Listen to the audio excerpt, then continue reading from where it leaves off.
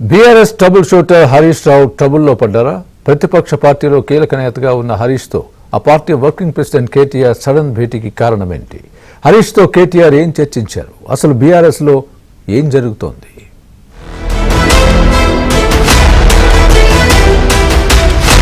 ఇద్దరు రాజకీయ నాయకులు కలుసుకోవటం సాధారణమే. అందులోనూ ఒకే పార్టీకి చెందిన ఇద్దరు నేతలు కలుసుకోవటాన్ని పెద్దగా పట్టించుకోవాల్సిన అవసరం లేదు.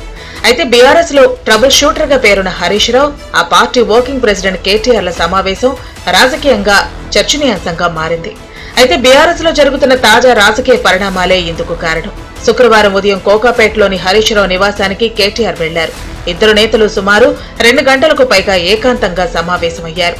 ఈ భేటీలో హరీష్, కేటీఆర్ తాజా రాజకీయ పరిణామాలపై చర్చించినట్టు తెలుస్తోంది. అసెంబ్లీ ఎన్నికల్లో ఓటమి తర్వాత బీఆర్ఎస్ అధినేత, ప్రధాన ప్రతిపక్ష నేత కేసీఆర్ ఫామ్ హౌస్ కే పరిమితమయ్యారు. దీంతో కేటీఆర్, హరీష్ రావు, కవిత పార్టీలో అన్ని తామే వ్యవహరిస్తున్నారు.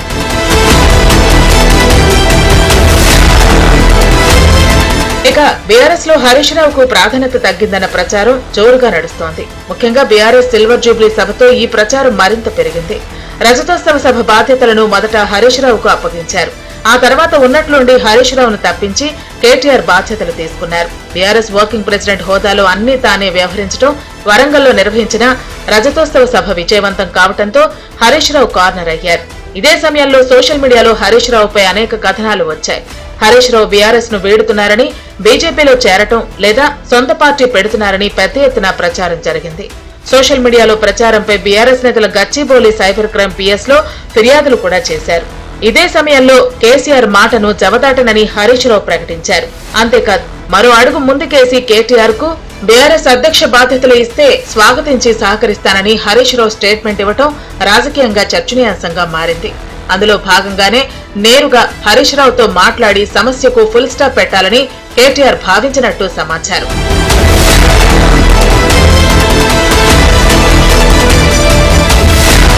నిజానికి కేసీఆర్ బయటకు రాకపోవడంతో బీఆర్ఎస్ లో కీలక నేతలుగా ఉన్న కేటీఆర్, హరీష్ రావు, కవిత సొంతంగా బలోపేతానికి ప్రయత్నాలు చేస్తున్నారు. ఇది ఒక రకంగా పార్టీకి మంచిదే అయినప్పటికీ ప్రత్యర్థులకు అవకాశం ఇస్తున్నారన్న విమర్శలు వస్తున్నాయి.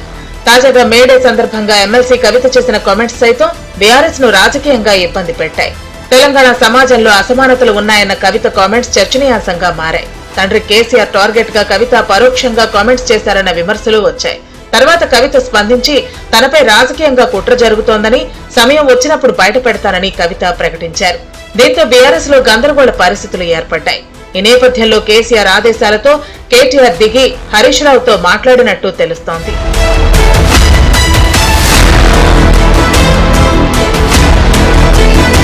మరోవైపు కవిత అమెరికాకు బయలుదేరారు. కేటీఆర్ సైతం రేపో మాపో అమెరికాకు వెళుతున్నారు. వీరిద్దరూ తిరిగొచ్చాక హరీష్ రావు, కవిత, కేటీఆర్ తో కేసీఆర్ సమావేశం అయ్యే అవకాశం ఉందని బీఆర్ఎస్ వర్గాల ద్వారా తెలిసింది.